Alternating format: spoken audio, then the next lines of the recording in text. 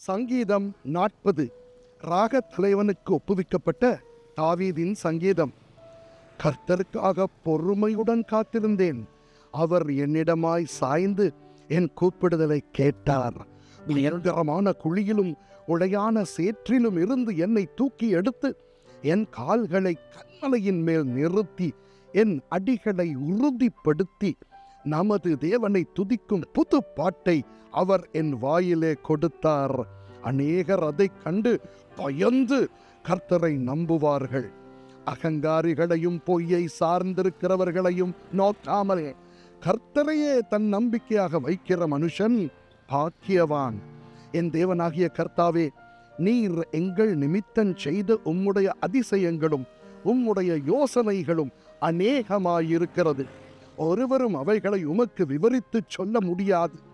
நான் அவைகளை சொல்லி அறிவிக்க வேண்டுமானால் அவைகள் எண்ணிக்கைக்கு மேலானவைகள்.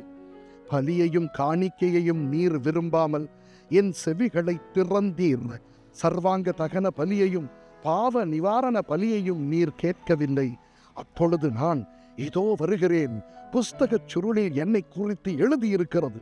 என் தேவனே, உமக்கு பிரியமானதை செய்ய விரும்புகிறேன். உமது நியாயப்பிரமாணம் என் உள்ளத்திற்குள் இருக்கிறது என்று சொன்னேன். மகா சபையிலே நீதியை பிரசங்கித்தேன். என் உதடுகளை மூடேன். கர்த்தாவே, நீர் அதை அறிவீர். உம்முடைய நீதியை நான் என் இருதயத்திற்குள் மறைத்து வைக்கவில்லை. உமது சத்தியத்தையும் உமது இரட்சிப்பையும் சொல்லியிருக்கிறேன். உமது கிருபையையும் உமது உண்மையையும் மகா சபைக்கு அறிவியாத படிக்கு நான் ஒளித்து வைக்கவில்லை. கர்த்தாவே, நீர் உம்முடைய இரக்கங்களை எனக்கு கிடையாமற் போக பண்ணாதேயும்.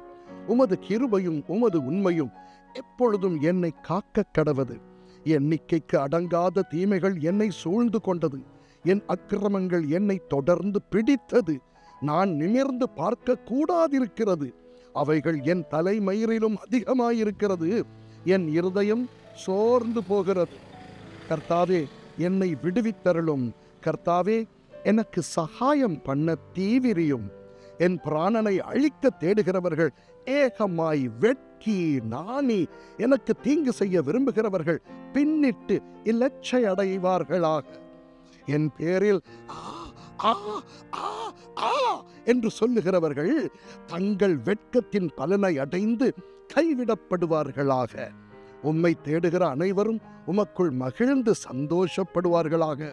உம்முடைய இரட்சிப்பை விரும்புகிறவர்கள் கர்த்தருக்கு மகிமை உண்டாவதாக என்று எப்பொழுதும் சொல்வார்களாக.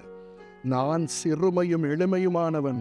கர்த்தரோ என்மேல் நினைவாயிருக்கிறார். தேவரீர் என் துணையும் என்னை விடுவிக்கிறவருமாயிருக்கிறீர். என் தேவனே, தாமதியாதேயும். ஆமென்.